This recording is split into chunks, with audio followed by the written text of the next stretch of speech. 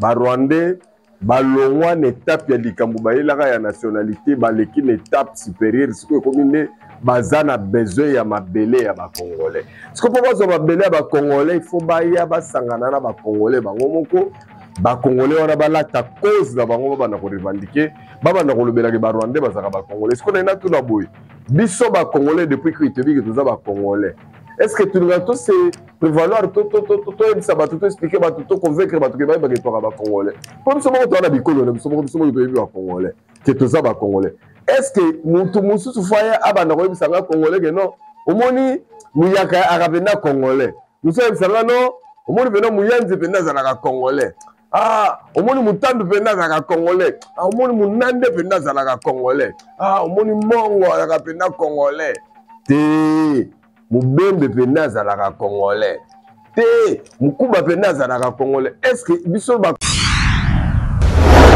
Mbote cher internaute, mbote ba Congolais, mbote bana monde entier, mbote biso bilot bo pesa biso confiance à travers Tindika Saint-Thomas et Molobeli. Aïe, makamuni nezo le kakuto baki balobi bao bazongi balobi, mais qu'est-ce qui se passe, qu'est-ce qui ne va pas? On a le dossier moko très important. Oyo balobi il faut que ba histoire ezali histoire ya mboka na biso et tozomo na ezala bato moko boye bazo wele la ba ko ma pa na biso bazo wele la ba ko te pa na biso ba ko ma ba Congolais ba ko ma ba Congolais bato ngo eza ba Rwandais, mais ceux qui veulent ba ça l'aventure ba ko ba utiliser ba Congolais ba Rwandais ngo on ba Rwandais ko ba Bizimakara ba Deogracias Bugera ba Azarias Ruberwa ba Hippolyte Kanambe ba James Kabarebe ba Bosco Tangana ba Laurent Kunda ba Belé hein baza pena ba Rwandais ebele ba Rwandais oyo bazali na coupe moko bazo sala na mboka na biso oyo baza koluka ki Congolais na makasi ba luka ko pena renforcer d'abord merci mingi na on Junior Kapayana Rife Kisombe ba oyo bazo sala ke tindika zala ba sala ke tindika yikana ba sala ke tindika pesa ba information ya solo ezala misala fatia za ko sala je crois que bomo ba émission consacrée na ba misala ndenge sala makana capitale ndenge basala ka banzela de sur les 4 coins ya Kinshasa musala moko pene munene eza ko salema sikoyo eloko nini eza la base ke biso Congo to ko développer teti lelo il y a eu cause moko oyo avant ezaki manifester te parce que on venait eza ya solo eza sur cause ate ba Rwandais balongwa une étape ya likambo bayelaka ya nationalité baleki une étape supérieure ce que comme bazana besoin ya mabele ya ba Congolais. Ce que pour bazwa mabele ya ba Congolais il faut baya basangana na ba Congolais bango moko ba Congolais wana balata cause na bango bana ko revendiquer baba na ko lobela ke ba Rwandais bazaka ba Congolais. Ce qu'on a tout na boy. Biso ba Congolais depuis que tu dis que tous ba Congolais. Est-ce que tu dois tous se prévaloir tout ça va tout expliquer va tout convaincre va tout que ba Congolais. Pour nous sommes dans la bikolo nous sommes ba Congolais. Que tous ba Congolais. Est-ce que mutu mususu faya abana ko bisanga Congolais que non? Omoni muyaka arabena Congolais. Nous sommes bisanga non? Omoni bena muyanzi bena za Congolais. Ah, omoni mutandu penda za Congolais. Ah, omoni munande penda za Congolais. Ah, omoni mongo za penda Congolais. Te mubembe penda za Congolais. Te mukuba penda za Congolais. Est-ce que biso ba Congolais biso ko na kovanda to beta basola de bandenge wana. Biso na biso ko beta ngote.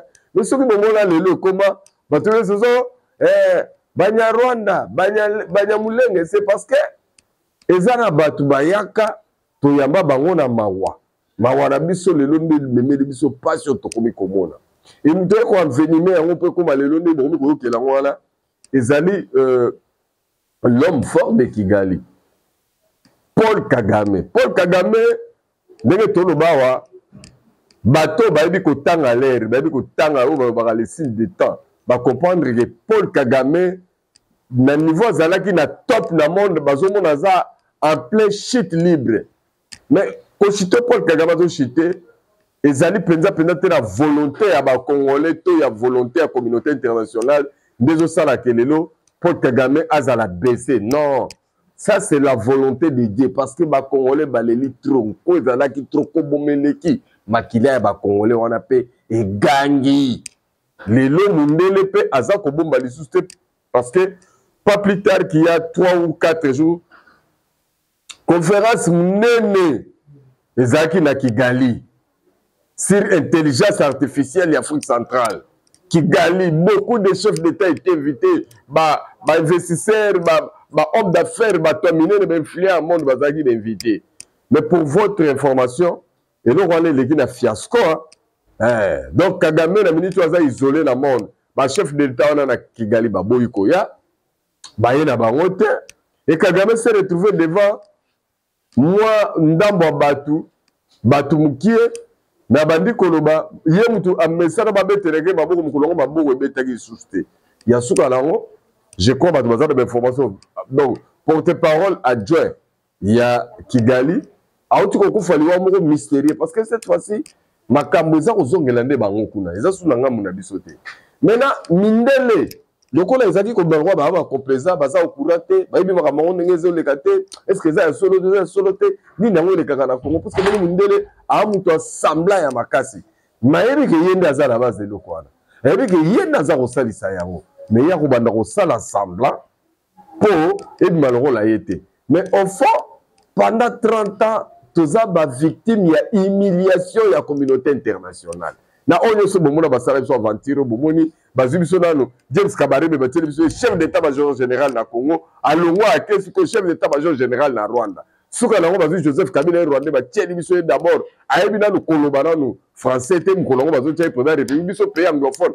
mongi mutu bano ba président ya RDC rien que na investiture na e discours wana po mkolongo premier discours d'investiture atikala komi benga jamais Joseph Kabila Kabangi amibenga kaka moi Joseph Kabila au sentir que Rwanda est permanent dans le langage donc Rwanda tout fait c'était fait pour nous humilier parce que ce qu'on interrogé congolais nyonso il y a 2001 mon côté le baki que ce qui nous est Laurent Désiré Kabila Koufi bozo Joseph Kabila botia président azala quitté ni na mibeko bango moko baki na même na règlement il y a AFDEL ya moko ezaki ko régir période wana nulle part été mentionné que ce qui nous est Laurent Désiré Kabila Koufi Joseph Kabila n'a pas comme président. C'était prévu nulle part.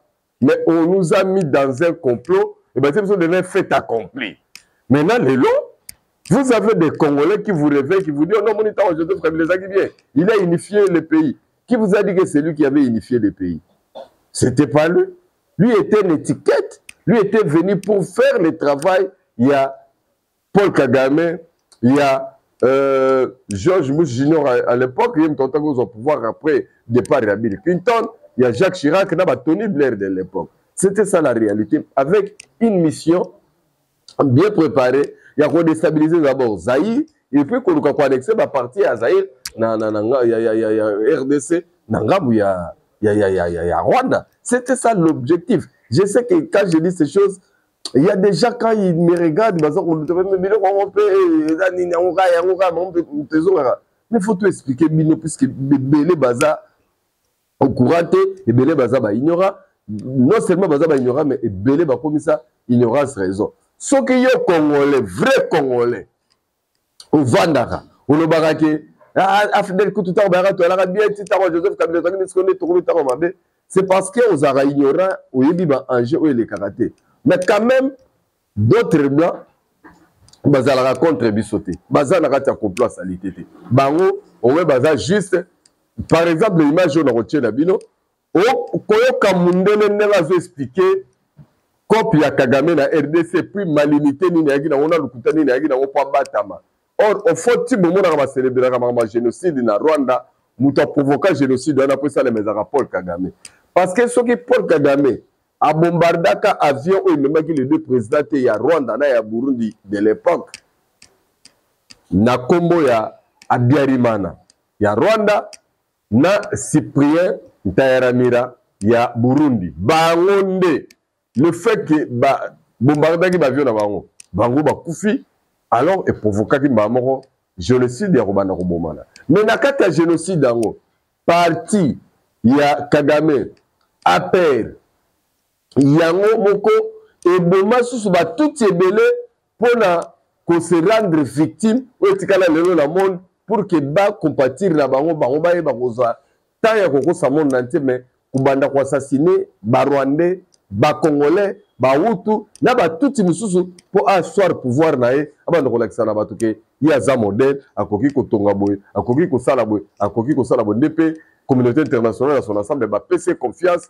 ba comment ko PC ba responsabilité minene na lobibo, a nga la fini bango, a comment finga nani Monisco, a comment finga ba organisme mususu, a komi ko finga tina ba chef d'état mususu, lokola oya biso, a komisaye mutoko finga pamba. Et il y a une cause. Et cette cause-là, nakolinga Olanda ngo mama Yohan. Nakolinga Olanda ngo vie nga tumba kolesha mama Laurence. Nakolinga Olanda yango yo Leo Munzadi na rifema ya yos.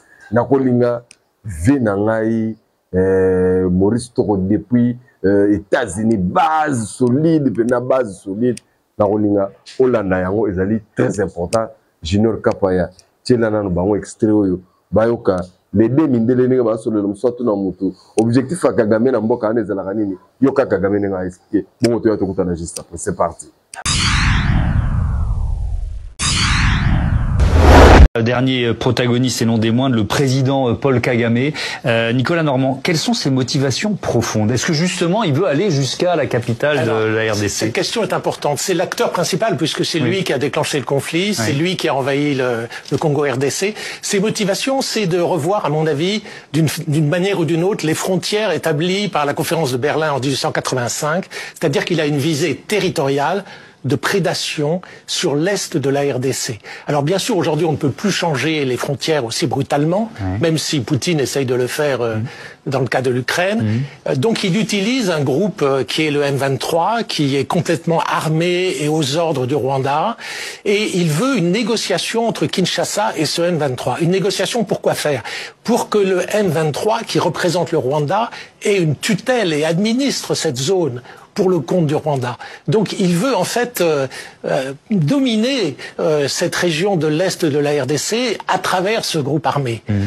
C'est clair. Et alors il met en avant des objectifs totalement mensongers qui sont la défense des Tutsis. Mais si on veut... Oui, il remonte à la guerre, enfin au génocide au Rwanda en disant que la RDC aide ou maintient des génocidaires dans son pays. Oui, la RDC même persécuterait les Tutsis congolais. Seulement, en envoyant une milice composée de Tutsis, le M23, c'est pas le meilleur moyen de protéger les Tutsis localement, bien évidemment. D'autre part, son deuxième grief, c'est qu'il y a un groupe constitué de Hutus. Les Hutus, c'était les génocidaires en 94. Une partie de ces génocidaires se sont réfugiés au Congo en 94. Ils ont eu des enfants probablement qui forment aujourd'hui le groupe qui s'appelle FDLR et selon Kagame, ce groupe menacerait la sécurité du Rwanda. Et ça, vous nous dites que c'est un prétexte? Oui, c'est un prétexte parce que tous les spécialistes estiment que le... Voilà, je crois bien, Oyo Bazana Matoi Pena ya bien. On était 10 mois dans un adore à l'année, pena qui pena qui était awa pena makamonde boy. Mais non, on soit mis balais ali boy. Parce que tu zongi na mena bikolo parce que bango pour pas mi comme ça ba congolais, ba lubia ba congolais no ba vivra na ndenga bikolo biso peto créer kolo ba nyamulenge. Bon, ba créer kolo ba nyamulenge ba tikali kozala ba zoba. Puisque bazana loko mo ba bosana ki indice oyo biso ba congolais na ki congolais na biso depuis toi ba congolais tous ala ini to kana indice na biso moko pété na pesa bino ngo kala mingi te ba vala pesa bino indice wana na zonga bino likamna betreka bino o balanda kanga ina ba video ele kaka ona zaki kolobela ndenge ba créer ki identité ya Joseph Kabila.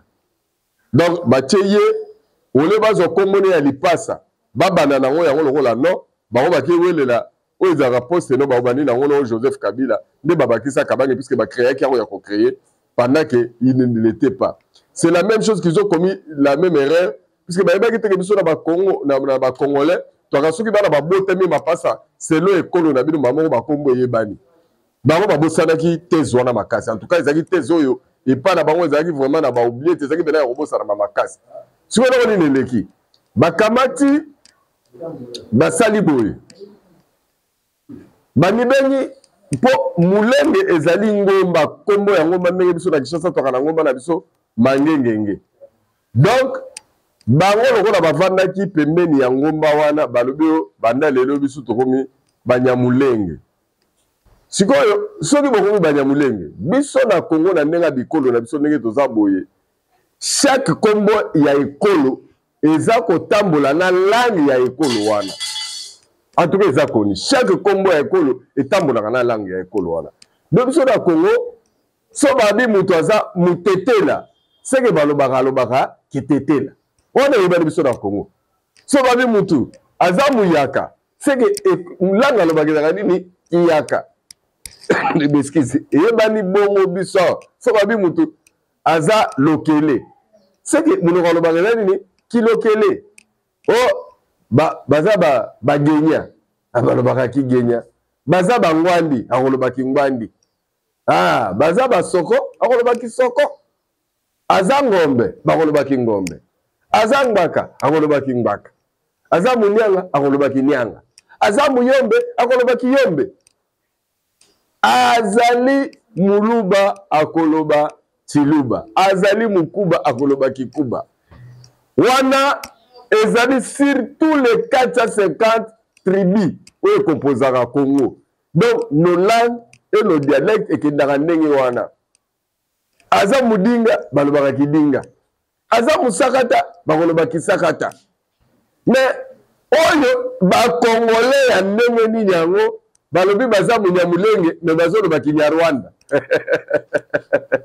Ata bino moko na boite bato balingi bakoma ba congolais koleka biso moko ba congolais na nko. Mais oyo ba congolais ya ndenge nini yango bango baza ba congolais mais makambo ba congolais balanga nango bango baza nango te. Po biso ba congolais identité na biso yango wana. So balobi kaka oza munyamulenge veut dire faut le bakinyamulenge. Mais ndenge nini bango ekomi tolo bakinyamulenge bango bakomo le bakinyarwanda. Alors et distinguer biso na bango. Maintenant bato bayebi te ava baba na kubenga bato babimisa concept parce que makambo kinyamulenge ebimieli biso kaka sikoyo na AFDEL. Ava AFDEL bande kona biso wana nyoso bazalaka na este wana. Tango bavandaka na Congo, biso ba Congolais poto se distinguer na bango, to bengaka bango Banyarwanda. Banyarwanda ezali appellation na biso na Congo et ceux qui balingi ba mema bango na français, ba kobenga bango ce sont des rwandophones. Parce que déjà non seulement baza ba rwandais, mais déjà bazolo ba langue ya ba rwandais. Bazolo ba langue ya ba rwandais. Le autre un phénomène moko réel la Belgique. Belgique ezali deux parties et tozana ba flamand parce que quand ya Belgique ezala similaire ndenge moko na bango ba rwandais. Tozana na ba flamand na ba wallon. Maintenant ba flamand balobaka quoi ba flamand. Langue na bango donc balobaka flamand. Tandis que ba wallon koto ce que c'est le contraire. Ba wallon balobaka français. Ba wallon balobaka français. Puisque vous êtes très frontalier dans la France, il y a un français. Mais je ne sais pas ce que c'est dans la Belgique, dans la Wallonie, dans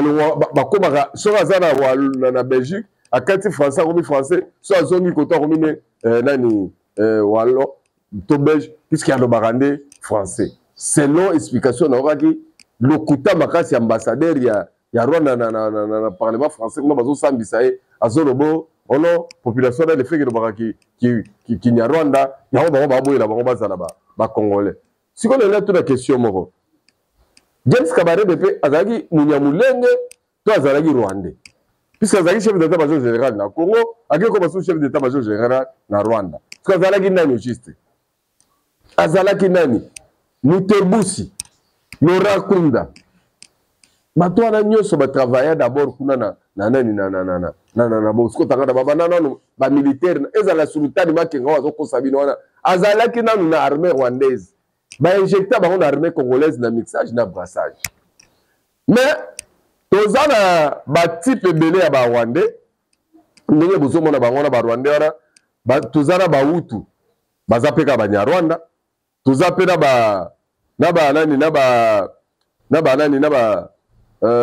par exemple nani qui tout parce que ba rwandais ne bomona ka bango boy bande ko na ba congolais ba rwandais bazali répartis au moins na 3 catégories. Tozali na ba hutu, tozali ba tutsi, tozali na ba to ezali roi ba pygmée. Mais ba to na bena ba bende belete bango ba yokana te. Maintenant bango ba panzana na quelques pays Afrique bazali ndambo bazali na Tanzanie, ndambo bazali na Uganda, ndambo bazali na Congo. Mais place balukaka bakoma bato ya pays wana ezalaka na Congo nde bamonelaka bakoma congolais. Biso bavague ya liboso ebandi na bane 1800-1900 ba première nani. Mais il y a eu une période où biso après guerre où baganya ka Allemagne ba guerre à 1914 1912 ba guerre wana ya on favoriser peut-être que lelo Rwanda ba kote na biso na mboka na biso babanda kovanda ndenge bavanda boye o bayaka ba se retrouvaka déjà awa na cadre yake Belge tango ba pesier comme butin de guerre mais la guerre à 1914-1918 c'est au cours ya guerre wana nde na kokabula États-Unis na France na Angleterre babandi kokabula ba colonie no sezaki ya balma tango balongi bango.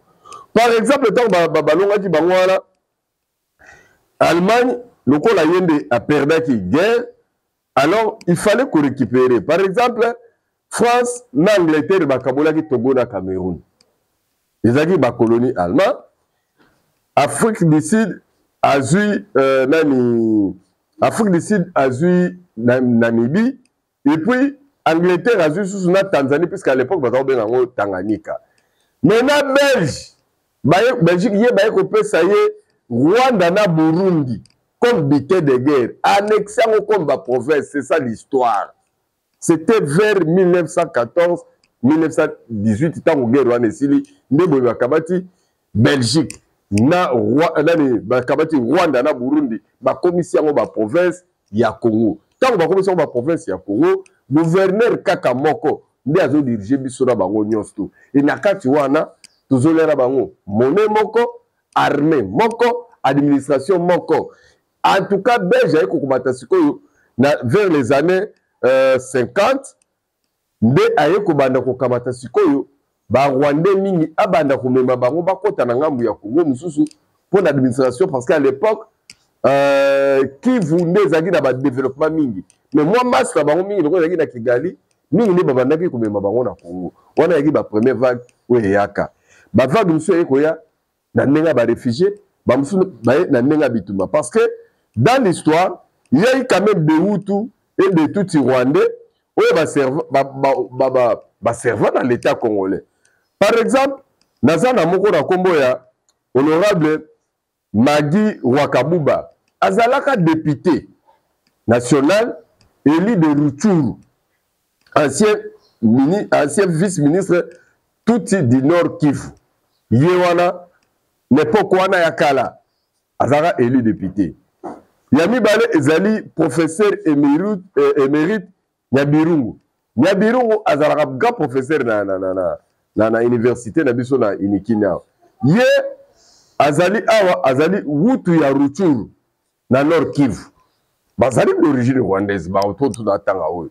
Ozui Elvis Mutiri Wabashara, plusieurs fois élu député national de Goma, actuellement député provincial du Nord Kivu, ancien ministre national du tourisme Hutu du Nord Kivu. Wana nazo pesa bino ba référence ba ba kota na ba sphère politique.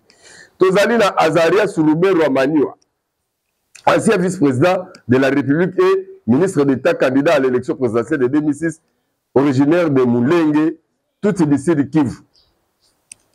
Tozala Alexis Gisaro, actuel ministre national des infrastructures et ancien PDG de l'ONATRA, originaire de Mouleng et tout ici de Kivu. Son père, l'honorable Gisaro, a été élu plusieurs fois député national, commissaire du peuple sous la Deuxième République. Donc, Eza Batoyo, Bayele Biso Bandakala. Mais na ba étape tout autant que la binoza étape ya nationalité kaka. Eza ke étape le no bimisi idete ba komi koluka mabele. Mais boko so mabele ndenge nini bino ko ancêtre ata moko te na Congo. Biso ko boko so mabele ndenge nini. Vous ne pouvez pas vous limiter la nationalité. Alors bandeko na ba congolais o ba yebaki ba jeter auto na ona bitumba auto bundaka. Voilà ba enjeu wana à quoi ça consiste. Ba ya koko sa ote, ba biso ba kamwasikate. Donc les Rwandais, les Banyamulenge, les rwandophones peuvent obtenir la nationalité congolaise. Mais ils n'ont pas droit aux terres. Parce que Bazan a terre à ta côté. Et c'est la même chose avec vous, mes frères congolais. o bozala bamboka bapaya kuna communauté na bino ko déjà ebele bo ba lube ebele kuna bo ba ndeko na ngai Équateur ebele ba ndeko na ngai ya Katanga ebele mais ba communauté na bino wana beaucoup ba na réclamer mabele na Belgique te quand même bozo ba nationalité kuna bo ba na réclamer ba nationalité te beaucoup ba na réclamer ba nationalité na France vous réclamez ba nationalité beaucoup réclamer mabele ba pesa bino na ba village ba pesa bino na ba commune tout ça que ya bino ne toza natif kuna ils ont même belé dans papa non non ce n'est pas le cas en tout cas à côté wana to comprendre mais l'objectif là badaki lingakinde na bitumbo bomoni ya FC oyo ezaki pena mbalo pena ne ba kata Congo bitene pena surtout soki administration ya Biden ezalaki na pouvoir na ebisi bino ke mawato pas si pour na Congo mais pour l'instant eloko na ko garantir bino ezali ke topé sa chance topé sa makasi tout soutenir chef de l'État Félix Antoine Tshisekedi Tshilombo, tout soutenir Bawazale Nona FARDC parce qu'à travers Bango Tokolonga, voilà pourquoi nous souhaitons et nous sommes déjà très positifs pour l'accord d'admission des États-Unis et Koya Kotia Kimia na Makambo Ebele puis Babouzo Bamoro Bano Kanisa Soute na Kenena Sima Minduki pour renverser pouvoir na Kinshasa na zo poste pour famille na Ngebonga en tout cas Makamwana et Kozala Soute.